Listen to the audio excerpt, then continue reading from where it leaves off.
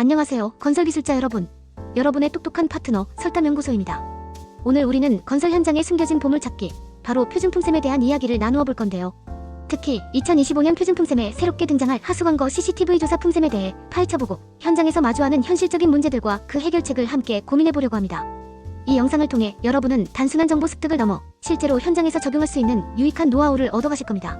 자, 그럼 지금부터 흥미진진한 표준품셈의 세계로 함께 떠나볼까요? 먼저 2025년 표준품셈 2-4-11 879페이지에 명시된 하수광거 CCTV 조사 품셈에 대해 심층적으로 살펴보겠습니다. 이 품은 단위 1행 기준으로 신설관과 기존관의 1일, 시공량이 매우 명확하게 구분되어 있습니다.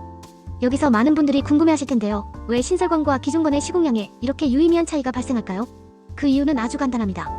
기존관은 오랜 시간 사용되면서 내부에 퇴적된 이물질이나 토사, 그리고 뿌리 침투 등으로 인해 오염도가 높습니다.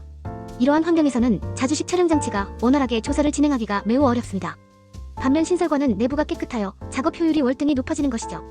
따라서 기존관은 신설관에 비해 작업 효율이 떨어질 수밖에 없어 시공량이 적게 책정되어 있습니다. 이 품은 주로 1000 미만 하수광거 CCTV 조사에 적용되는 기준이며 핵심적으로 데이터 수집만을 위한 단가라는 점을 명확히 기억하셔야 합니다.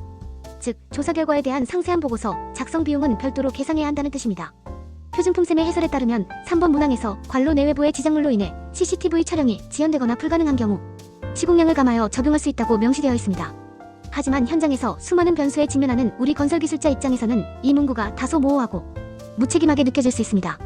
시공량을 감하는 명확하고 구체적인 조건이나 기준이 제시되지 않아 막상 현장에서는 어떤 상황에서 얼마만큼 시공량을 조정해야 하는지 판단하기 어려운 현실적인 문제가 발생하곤 합니다. 이처럼 현장의 복잡성을 충분히 반영하지 못하는 품셈은 실무자에게 혼란을 줄 수 있습니다. 이 품셈의 가장 큰 문제점은 바로 핵심 장비품이 누락되어 있다는 것입니다.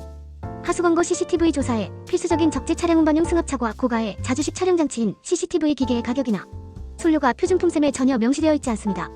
새로운 공법과 기술이 도입되면서 관련 단가들이 계속해서 만들어지고 있지만 정작 그 단가를 뒷받침해야 할 기본 백데이터가 현장의 빠른 변화 속도를 따라가지 못하고 있는 것이 안타까운 현실입니다. 혹시 여러분 중에 2025년 표준품셈에서 CCTV 장비와 적재 차량, 즉 승합차의 기계경비나 기계가격 또는 운전경비를 샅샅이 찾아보신 분이 있으신가요? 아마 아무리 찾아도 찾기 어려우셨을 겁니다.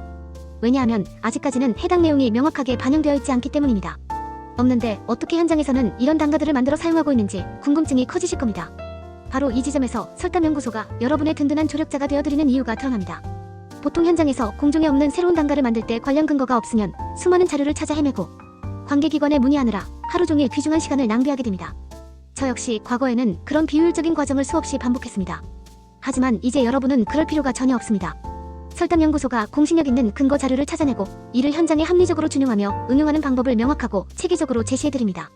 어떻게 새로운 단가를 합법적이고 논리적으로 만들어 현장에 적용할 수 있는지 상세하고 실질적인 노하우를 함께 확인해 보도록 하겠습니다. 여기서 우리가 가져야 할 중요한 마음가짐이 있습니다. 현재 여러분이 공정에 없는 신규 단가를 직접 만들고 있는 설계자이자 현장 실무자라고 가정하고 이 과정을 함께 진행해 보겠습니다. 여러분은 단순히 남이 만들어 놓은 단가를 수동적으로 보고 베끼는 것이 아니라 직접 현장에서 필요한 단가를 창조하고 개선하는 능동적인 시공 엔지니어라는 생각으로 접근하셔야 합니다.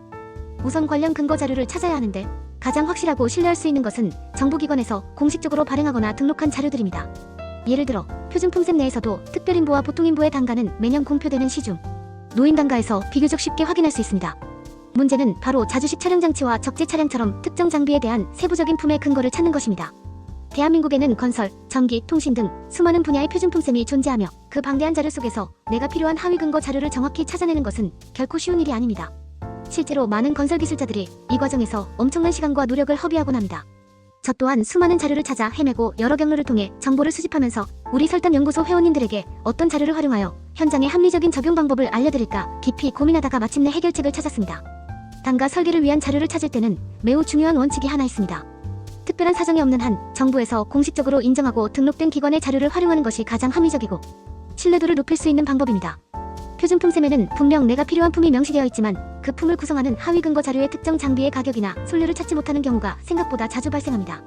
CCTV 조사 단가가 바로 그런 경우의 대표적인 예입니다. 이런 경우에는 어떻게 해야 할까요? 바로 다른 공신력 있는 기관의 근거 자료를 활용하여 준용하면 됩니다. 많은 분들이 이렇게 다른 기관의 자료를 제시하는 것에 대해 법적인 문제가 없는지 또는 발주처에서 인정해줄 것인지 걱정하시는데요. 전혀 문제가 없습니다. 예를 들어 종합물과정보와 같은 자료는 대한민국 정부기관에서 시행하는 공사비 산정의 약 99%를 대표적으로 명시해둔 공신력 있는 자료이기 때문에 이를 활용하는 것에 아무런 문제가 없습니다. 오히려 감독관이 이 자료를 인정하지 않는다면 그 감독관이 해당 내용이나 관련 규정을 제대로 파악하지 못하고 있는 것일 수 있습니다. 우리는 충분한 근거를 바탕으로 합리적인 설명을 할 수 있어야 합니다. 만약 이를 인정하지 않는다면 오히려 그들이 왜 인정하지 않는지 그 이유를 명확히 제시해야 할 책임이 있습니다. 이제 실제로 신기술 품셈을 활용하여 누락된 장비품의 해결책을 찾아보겠습니다. 놀랍게도 필요한 정보는 신기술 품셈 453페이지에 명확하게 명시되어 있습니다.